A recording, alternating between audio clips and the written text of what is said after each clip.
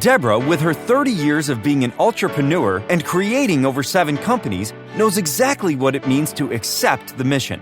When you make that decision, when you accept the mission to become a solopreneur, to take yourself and your talents to market, then you embrace a life of not only unlimited possibilities, but also the unknown.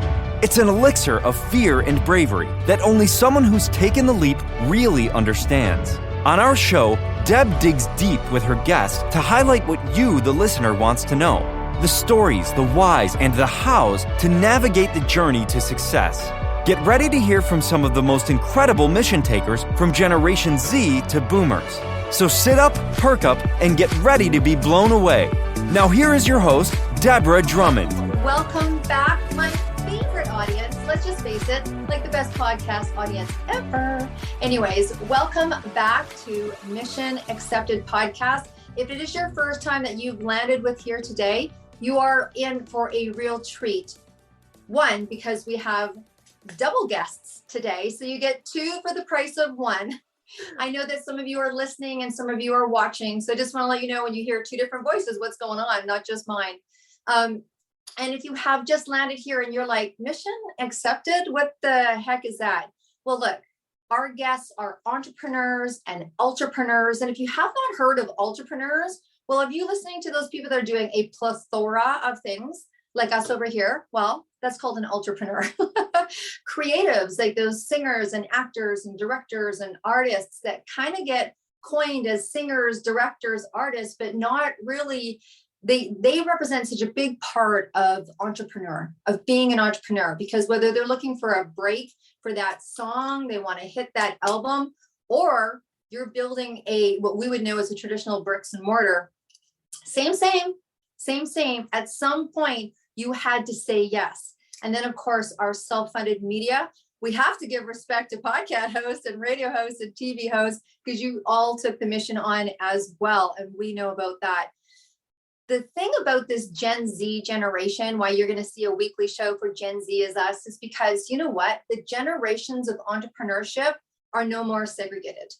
You are seeing entrepreneurs coming in at 10 years old, 11 years old, 12 years old, selling something on Instagram, or, when I went to my first sneaker con, have you ever been to a sneaker convention? Well, I'll tell you, there was 12-year-olds and there was 70-year-olds reselling, Bape and Supreme. And it was quite an eye-opening experience. I truly believe, as always, the generations have benefited from taking advice from each other, but probably no time like now are we actually willing and open to do that. How many 12-year-olds are willing to listen to, somebody that's a little bit older? Anyways, we're so excited about this new wave of entrepreneurship, and that's what this show is all about. So if you are thinking of being one, listen to our guests today. We have 2, like I said, 2 for the price of 1. I had the pleasure of meeting Shine a little more before Crystal. And you know what? Here's the great thing about some relationships that have longevity, where you touch base so often like me and Shine have, is I don't necessarily remember where we met, but I remember that we did.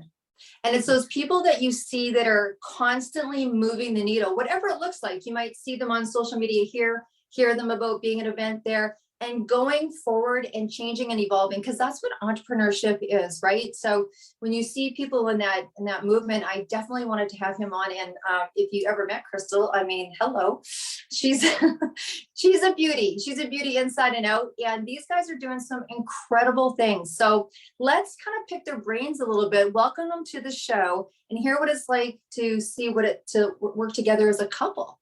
That's pretty unique. So Crystal and Shine, welcome to the Mission Accepted podcast show.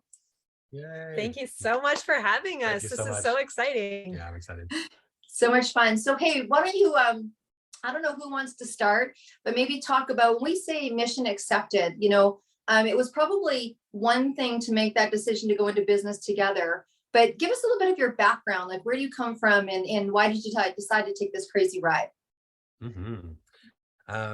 So for me, I came from a really, really lovely home. My parents were lovely, and I had a lot of freedom as a kid, and so I grew up with that kind of abundance and freedom.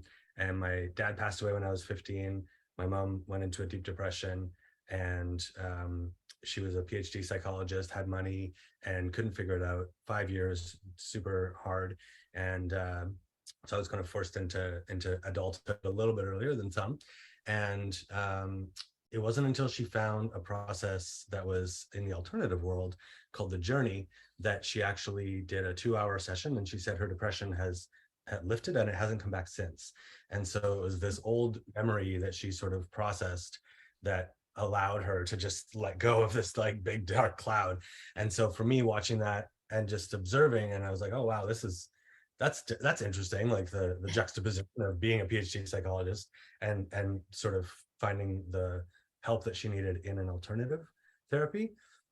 And so I learned that method and became a practitioner, and also became really interested in different ways. I was also learning about like how the world is, and all the things that I love in the world, and all the things that I would love to be different in the world, and thinking like, oh, you know, I would love it if there was less war or no war, or everyone was fed and everyone was happy and less violence and all that stuff.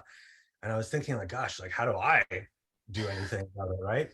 And I began to think like, if everyone in the world was truly happy from the inside out and just overflowing with love and joy, then a lot of those things would just kind of go away on their own, and people would be more inspired for great ideas, for solutions. And I was like, okay, that seems like a worthy mission for my life. And I always felt like I had a mission, something big I wanted to do. And I was like, okay, well, how do I help everyone in the world feel better, or how do I help some people? And I thought of being a life coach and being kind of like a Tony Robbins and like helping people that way. And I thought of, and singing was my passion at the time. I spent a good chunk of my 20s, I guess, singing and writing songs and playing music and sharing kind of uplifting concerts and things. And both of those felt exciting and beautiful, but not quite the level of impact that I envisioned for my life. And looking back, I would have allowed myself to flow from thing to thing more often, and versus trying to like get to the big chunk at the end. But what ended up happening is I ended up kind of starting to get these ideas and these downloads for a new social network and a new way of bringing people together, and like a hub for all the well-being options out there, so that people could find the perfect content or product or service or event or whatever they were looking for. They could sort of find it really easily, and that the creators and the entrepreneurs could find their audiences more easily, and sort of, and I do that naturally. I'm a connector. I love making connections. So yeah, that's the mission I've accepted. That's the mission. So interesting, right? I mean, and when you think about the paths that we take, one could have gone in a variety of different ways, right? I mean, you saw something that helped your mom, and you might have went, wow, that's amazing, cool, and just kept going, right? But you chose to adapt that, and then it sounds like things come to you, like, you want to make an big impact. And I think all of us as entrepreneurs sit there when we have that vision, when it finally hits us, whether we're forced to it, you know what I mean? Like when the pain gets too big, or it comes from that pleasure place where you're, in the shower or taking a walk and you get the epiphany, and the angels are singing, right? I mean, there's a good mixture of both. It's about, then you're like, this is awesome. And then you're like, wow, what now? Because I know that this didn't just happen to you, 12 months ago. And I look at, my 18-year-old son that wants to start a business, and there's all these, there's an app you can do, and you can go get a business plan made, and you can go do this, and there's angel investors, and there's all this plethora of opportunity, advice and that kind of thing. So I can't even imagine when you're describing it. I'm a very visual person. It's like, okay, so how do I do this? Like, how do I make everybody happy? And the nice process though, right? Make everybody happy, and then all of a sudden the world becomes a better place, which is very true. Yeah. But how does one go about doing that? And I know that that's kind of your quest. So Crystal, maybe share your story and how this all came along for you.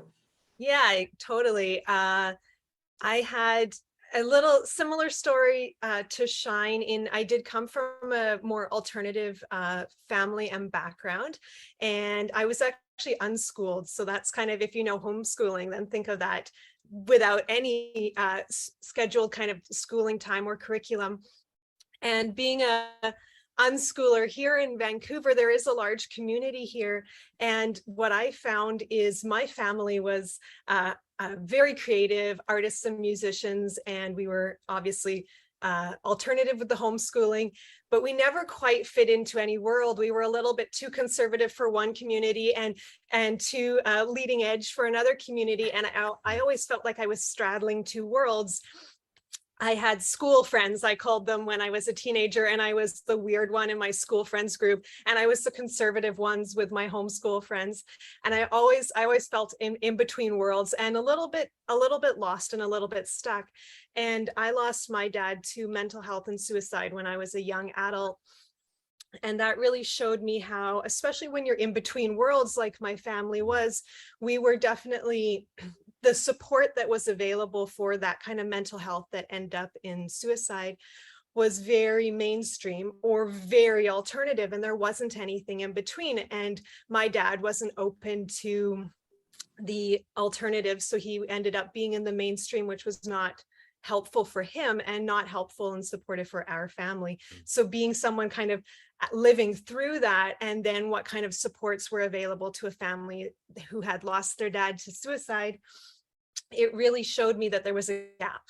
And I know that's one thing that, you can tell your son, and you can tell anyone looking to become an entrepreneur, and you need to fill a gap. And what's the gap that is a pain point for a lot of people? And for me, I really saw this pain point of there's one side and there's the other side, and there is kind of an us and a them. And I felt like I could always see the value in both sides. And I wish you guys would talk to each other. I wish there was more bridges between these worlds. And it's not everything in the medical system is bad and everything in the alternative system is bad. And we need to blend. We need more blended family. So for me, that was always a passion of mine, is how can I blend these worlds? How can I elevate the spiritual world to feel safe and tangible for people who are more maybe business minded, maybe conservative a little bit, wanting something more tangible and more physical? And how can I support the more spiritual, holistic world in feeling a little more grounded and solid to be present that to a more a community that's looking for something that they can see and hear and taste and touch and smell. So that was always a passion for me. And over years, and actually I'm a mom of 2 babies, so that really helped me. They're not babies anymore. My baby turned 9 yesterday, so he's getting big. But being a mom really helped me ground a lot of that as well, and realize how much there is a need for that.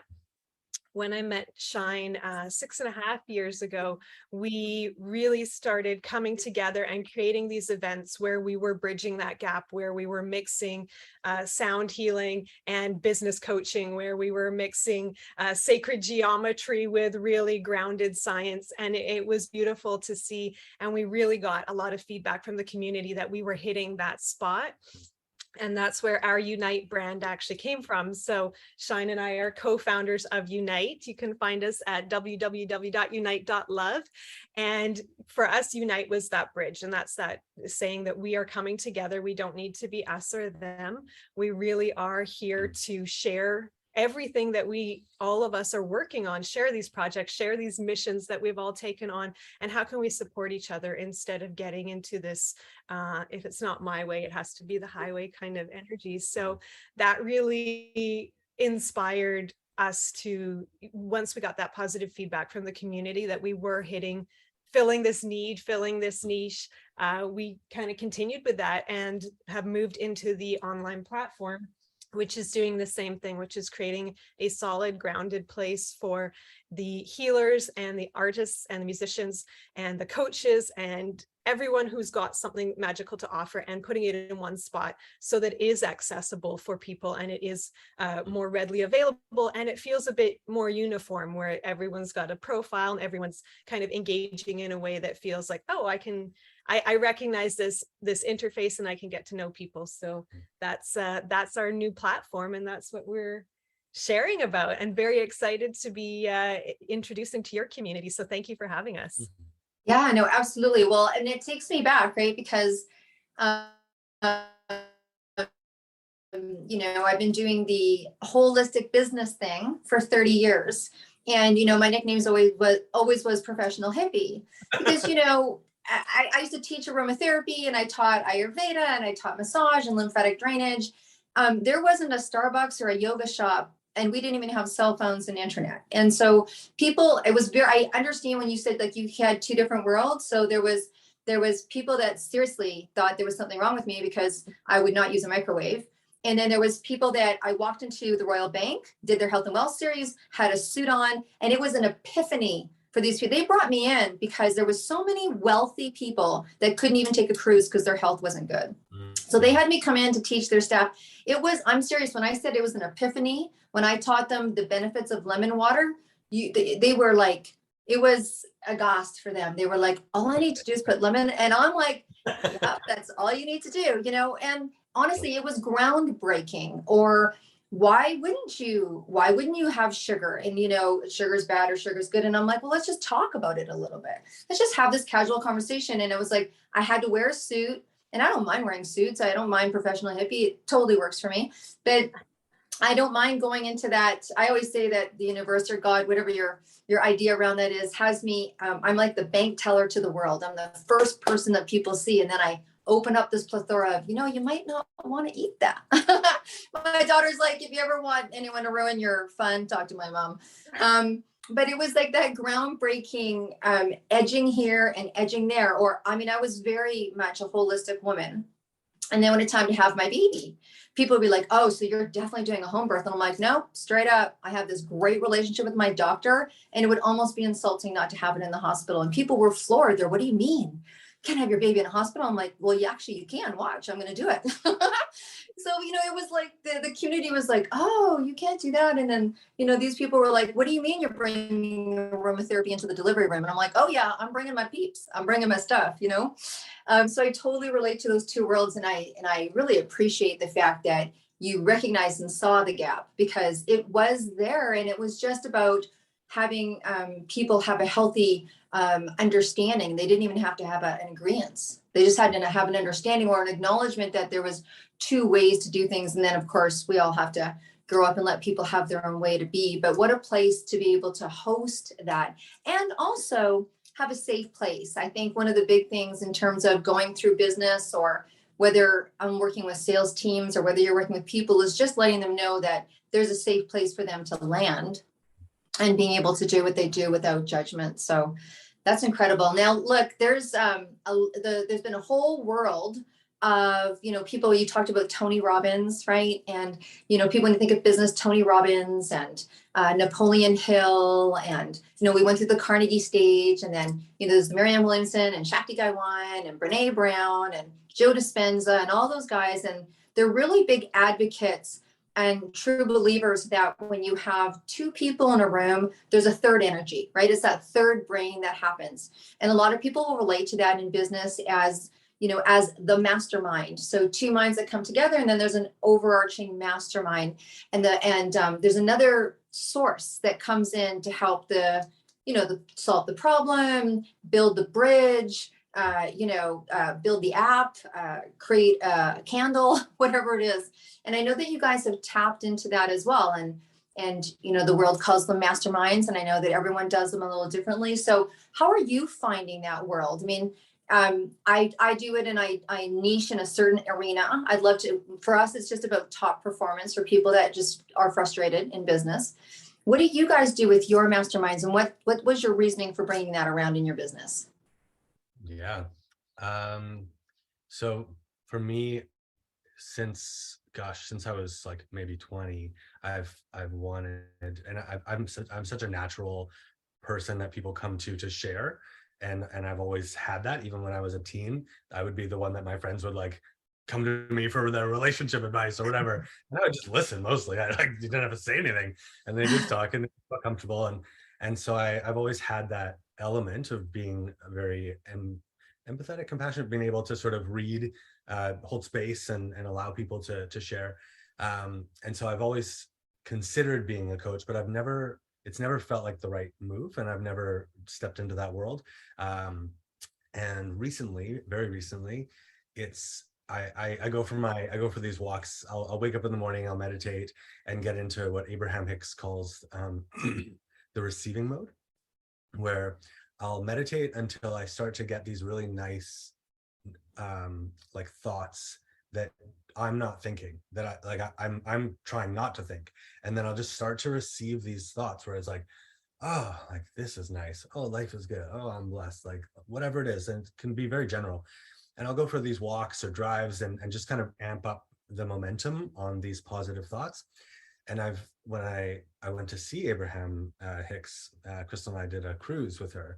Talk about cruises are fun. You definitely get healthy and go on a cruise, man. It's so fun. Went on the Mediterranean cruise with Abraham. And so when I went on that cruise and I talked to Abraham, she said, you know, you've really focused on your business from a lot of different angles, and you've thought about it a lot, and you've brainstormed about it a lot. And what's most important is that you receive about it, and that you get into that receiving mode, and you're allowing kind of your higher self, or whatever you want to call it, to sort of communicate to you. And my vision of that is like, we all have this kind of helper, this higher self who's on a mountain, and we're kind of in bushes and in the forest, and we can't really see everything. We don't know where everything is, but they do. And they can see, like, here's the treasure chest, here's this person, here's this and that, and they can kind of influence, and other people's inner beings can influence them based on what you're doing too. So like, I think that's how synchronicities and like cool things happen. So anyway, so I'm going for my walks and getting into the receiving mode, and all of a sudden it's like, okay, it's time. Like this is something that I'm now ready to share, and it's something that a lot of people are looking for. Is exactly what I'm doing. Is learning how to get into that receiving mode, learning how to, because anyone can kind of brainstorm and come up with an idea. And I used to think like, oh, if I just knew what I wanted to do, then I'm good, right? Because then I can just do it. And what I didn't realize is like, that's like step one. Like there's like, and that's like getting to base camp. Like you figure out which mountain you want to climb. Then you got to climb the fucking mountain. It's like, knowing what you want is great, but it's like, it's the beginning. And what's important is being able to actually take the steps every day and be inspired. There's a way to get up Everest that's probably easier than other ways.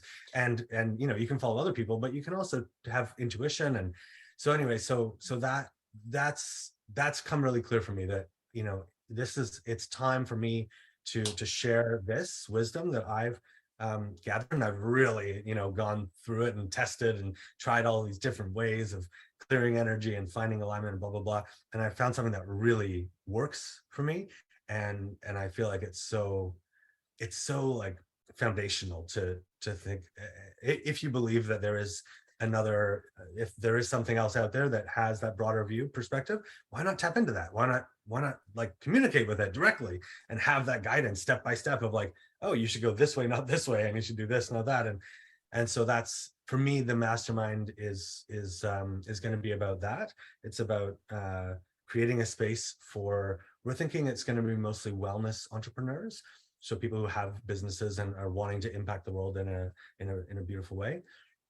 And just, yeah, having time to do one-on-ones in a group setting, kind of like how Abraham does, and share that. And then also have some group time and connection, and, you know, maybe some live events and whatever else kind of gets inspired and whatever the group wants. Maybe bringing in some outside experts and having them share from their perspective and things like that. So that's actually, we're launching that tonight. Yay! That's awesome. That's awesome. You know, there's two words that you said. That is someone who has been an entrepreneur for a long time, who has talked to entrepreneurs for a long time, who has podcasted and interviewed. And every time I hear it now, it's quite loud for me, because I had the same epiphany last May, which I think maybe we'll call the podcast this, but when you said it's time. And when I talk to someone who's been in the trenches, I'm just going to say in the trenches, and, you know, the trenches can be beautiful gardens, by the way, people, but when you're in the trenches and, you know, swimming and what have you, those two words, because, and you guys both talked about music. I didn't realize that you were into music as much as you were. So I'm going to call you guys into supporting and helping with the Walk Across Ireland for the music industry that's happening in 15 months, because it's 10 marathons if you want to kind of trek with us now. But I will tap into your resources. But someone said to me, why are you doing it? I'm like, I heard the words, it's time. And they're like, well, why do you keep doing it? I'm like, I think I've learned enough about life to just do what I'm told. Now, that doesn't happen always, but that's what I feel like when I hear someone. It's the magic that happens when you hear it's time and then something unfolds. And then that's when I think, whether you want to call it taking on the mission, braving up, trusting source, because honestly, it makes no sense sometimes. I mean, we should talk about that. Like, just sometimes when you get that message, I was standing in the middle of the bridge. I literally looked up and thought, my son's launching a company. I'm launching 4 books. I'm going through a branding change. I got personal stuff going on in my life. And what? I'm going to go do what? I'm going to go do what? Like, I haven't done a marathon for 17 years. I don't know. I wasn't the person working out during the time off that we had, kind of taking care of ourselves. I literally looked up and thought, are you ridiculous? And so I think that it's a certain decision when you get that epiphany. And the people that I know that seem to have an easier way of leaning into that have either been around for a while, have a strong belief in faith, whatever that faith is. They've probably had their butt kicked before. They probably, so Crystal, why don't you share your thoughts on that? But when I hear it's time now, I go, oh, something big coming for you. Uh-oh. Right. I think like you said, people who have been around the block a few times, a little bit seasoned, we do often have a bit more of that willingness to do that leap of faith because we've done it before and it has turned out. And exactly like you said, we have a little bit of that, oh, fuck moment where we're kind of like, what is going on? And I keep running. It's not happening to me. It's happening for me. And here we are. And this, I can't see the big picture right now. And like Shine's analogy, like just trusting that there's somebody up there, my higher self, someone guiding me that is actually watching where I'm going, because right now it feels like I'm walking off a cliff.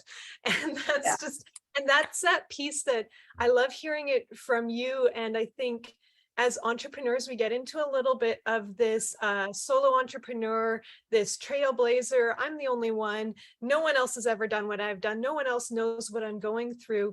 And because we're so used to being our own kind of butt kickers and our own motivators, we forget that there's nothing wrong with actually sharing that vulnerability. It doesn't mean our business is failing when we have a oh no, what's going on kind of moment. And another really big part of why we're doing the mastermind is after 5 years of running events for our community. And, we hosted a couple hundred events in Vancouver. We had a huge plethora of different speakers and vendors, and the consistent piece our audience always loved what we were offering, and the consistent piece we got from the people we were supporting, the coaches and entrepreneurs, and was that they loved feeling supported by a community, and they needed more of that.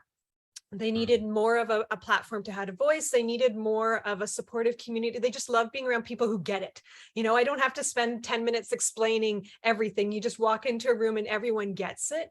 And we don't have that kind of, most of us in this community, we are not sharing one religion. We're not sharing one culture. We're really a big mismatch and mixed match. We're not mismatched. We're perfectly matched. But we're a big melting pot. And I think that leads to a little bit of the isolation and a little bit of that you won't understand. And through our events, we really found that we all did speak a common language of trusting universe, source, higher self, of wanting to do good for the planet, knowing that it had to start with us, that we cannot, if we do not put our own oxygen mask on first, if we do not take care of ourselves first, we cannot help the community we want to help. And we all had a really strong sense, like Shine said, this calling, this knowing that there must be something more in the world. And I really got this as being a mom and being a single mom for many years. If I don't take care of me, there will be no one left to take care of my kids. And as entrepreneurs, our businesses are the same way. There's nobody left. If you crash and burn, your baby is crashing and burning with you. And we really want this mastermind to be a place. We say that we're here for the luminaries and the leaders and the entrepreneurs, the ones that have a mission to change the world. And let's charge each other up. Let's be there for each other. Let's boost each other up when we're down, be each other's co-parents a little bit, so that, we can take a down moment and know that someone else has kind of got our back, and stop feeling like we have to do this on our own, because that's a killer for all of us. Yeah, well, let's talk about that a little bit, because it is very true. I mean, it is true that, there is truth around it is ours, right? And that for most people, it's their main source of revenue, which hits that, if you want to get into the chakras, it gets that core chakra, that first chakra, like that foundation that makes us feel safe in terms of finances and footing and being grounded. And then there's whether it's culture or whether it's reality, whether it's really truth, you can't necessarily walk around and going, I'd like to sign this contract this morning, but I woke up 2 hours before the contract thinking, oh my God, I don't know how I'm going to make my rent at the end of the month. Like there's that private part that we think we need to keep that to ourselves, right? Or you look at other people that look like they're successful and you're like, there's no way I can tell him, there's no way I can tell her or call and be seen on equal footing, looking for advice or support, because they never go through that. And it's like, when we think about it, there's no way it's possibly true. And we hear all the time that we need to be supported, but yet there is a sense of aloneness around it's you and you with your, like, it's like a solo parent. I know what it's like to solo parent as well. When it's you and you, with your business, there's something about where it's always supposed to look like it's in growth. It's always supposed to look like it's in momentum. It's always supposed to look like it's making money. And that's just, there's harvest time and there's, planting seeds time. And I think that the more people that say it's okay to, not sure what's going to happen in 2 weeks, but today you're going to go into that meeting and you're going to put your best foot forward and you're going to put your jacket on or your beads on or whatever. And you're going to talk about that business as if it is the multi-million-dollar, company that you want it to be, impacting, people all around the world. So the allowance, right? The allowance to know that that's okay. Yeah. So good. So you know what, before we kind of wrap things up a little bit, because we've talked a lot and I think people would definitely get a lot out of this, maybe share, what's it like to do a business together? Yeah, I know. There we go. Okay, Oprah and Ellen, Dr. Phil, let's do this. But no, it's something that people wonder about. They think, is it going to affect our relationship? Is it going to bring us closer together? Is it going to be like, what are some of the things that you've been able to do to navigate, or what, when you went through that decision-making process? Because it's not unusual that people want to work together. But some people are afraid to do that. Maybe. Yeah, I think, all those things you said are true. Yes, it can destroy a relationship. Yes, it can bring you closer together. I feel like working together, it's the same as like having kids or being in any regular relationship. When it's good, it's amazing. When it's bad, it's terrible. And it really is, like you were just saying, when your business is your bread and butter and it's bringing in the money, and if you're having challenges with your business partner and you're not able to separate, if you're having a fight in the relationship and then the business still needs taking care of, there's a lot of growth that needs to happen to be able to separate it enough to still get the things done that need to be done. And what we've really come to, which has really been helpful in the past few years, and it's taken a lot of growth to get there, is really just trusting that this is our baby together. We really both have a huge passion for it. And that might look like one person is going to have a down week and not show up 150%, and trusting that it's not personal to me that, oh, they don't love me and love our business anymore, that they are recharging and then they are going to get up and take care of the baby as well. And getting away, the same like in a marriage or any kind of, the 50-50, like, oh, I did the dishes today, so you have to do them tomorrow, or I did this chore, so you need to do this one. And really coming back to that trust place that we're both going to put in 1,000,000% when we have that ability, and that we also both trust and know that we need to take care of ourselves first and foremost foremost, because without ourselves being charged, we can't give anything to our relationship or our business. So it's been a huge, nothing has been as effective in teaching me to put myself first as this, because as a parent, I can actually put myself second and go quite a long time before I crash and burn, and just keep taking care of my kids. And I feel like my relationship with Shine and the business has been the number one thing that has taught me that I am useless if I don't take care of myself. And I'm actually more than useless. I am detrimental to our business and our relationship if I don't do me first, because it's going to turn into picking. It's going to turn into meanness. It's going to turn into tearing each other down, which is the absolute last thing either of us want. So our number one rule is, if we can't show up, we don't show up. We don't force it. We don't try and make it work. It's like, it's just not working right now. Step away, go take care of yourself. We hang up on the phone on each other if we're having if we're getting into that picking, well, you said no, we'll come back. And we both trust, and we've done it enough. And like you said, that leap of faith earlier, we've both done it enough that we trust that if I give him space, he's going to come back, and he knows that I'll come back. And that's the biggest thing, is don't get into the little stuff, because it will kill your relationship and your business. So don't do it. Awesome. Wow. Shine, Oh, do you yeah. want to add anything to that, other than going for walks and talking to Abraham in the morning? What how do you cope yourself? Yeah, well, it's funny because I don't think that anyone's ever useless, because and I get I not get the useless, meaning, but less Totally. effective than I want to be, for sure. totally. I get the meaning. What I love, Feels useless on the inside. exactly, yeah, exactly. What I love about Abraham is that they really talk about that everything that happens is happening for you, and that the contrast is really, really valuable, and meaning the stuff that you don't want, because it really helps to clarify what you do want. And if you didn't know, then you might then that vision and that idea might not have come, and that the fun of life is going from that place of not knowing and seeing something that you don't want and wanting it to be different, and then taking that ride and then getting there. And I don't know, I mean, I'm guessing it's similar for you both. But like, when we manifest something big, like we just moved into a gorgeous house, we bought a Tesla in 2019, both of those big manifestations that we've been working on, when it happened, it was like, okay, like cool, like yay. But what's next? Like, okay, like, but it was that whole, like, the journey is the fun part. Yeah. Getting it is like, cool, okay, we're here. What are we doing in the house? What's next? So, but like, getting to the house was so fun, and we had so many drives, and we're masterminding, but like, there was so much that went into actually creating this house. And I've actually been learning. I'm going on a little tangent. I hope that's okay. I've actually with Abraham there, they talk about like manifestation is not some magical thing where you like it just poofs into existence. It's like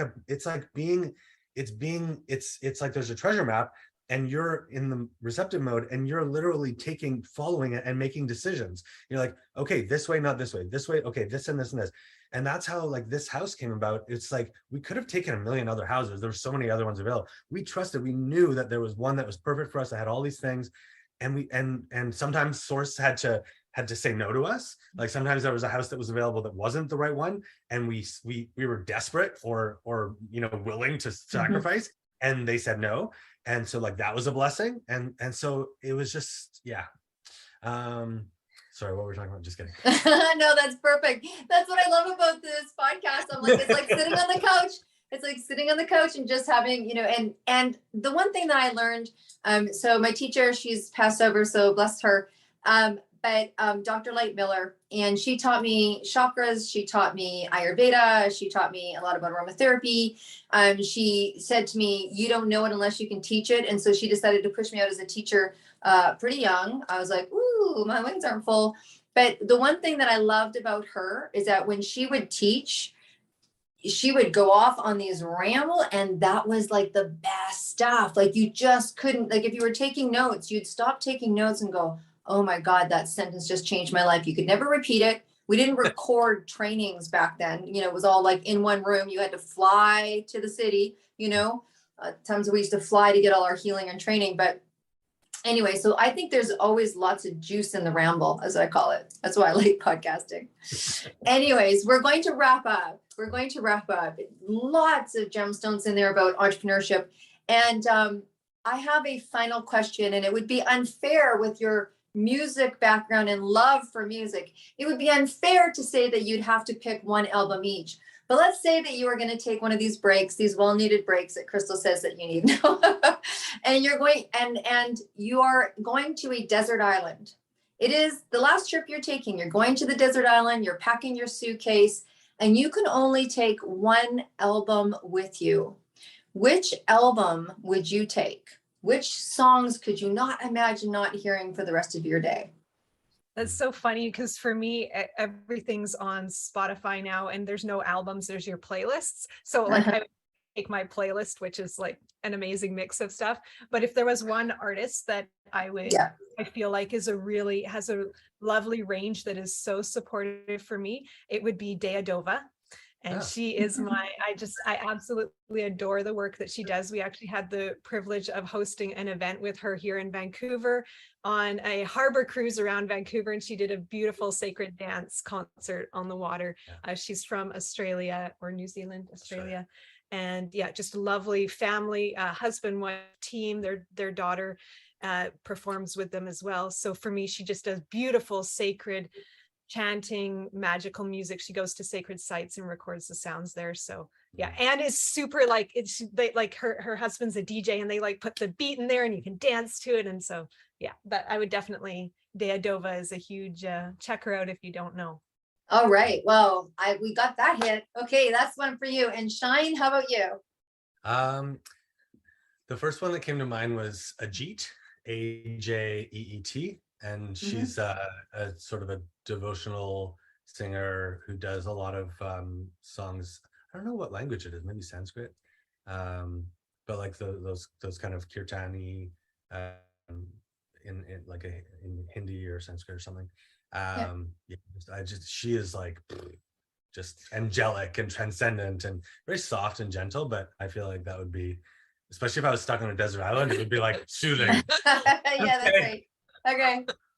It's so interesting. It's so interesting, right? Everybody's got theirs, I think the last person I podcasted, it was, gosh, what was it? Oh my gosh, what was it? It was such an album. When I think about the Eagles and, oh my gosh, it just went right out of my head. But anyways, everybody's got theirs, right?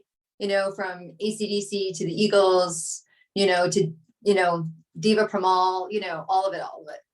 So I want to thank you so much for being on the show. And for those of you that are listening, please, when you hear this and you are inspired, this is your job. Your job, not only do you subscribe because you're like best ever, but you want to send this on to people that you know that would be inspired, that would love to receive this information. And so the whole idea about this is the collaboration. That's what podcasts really are. It's a collaboration and it's people coming together for someone else's betterment. And so just keep these passing on. You guys are doing an incredible job.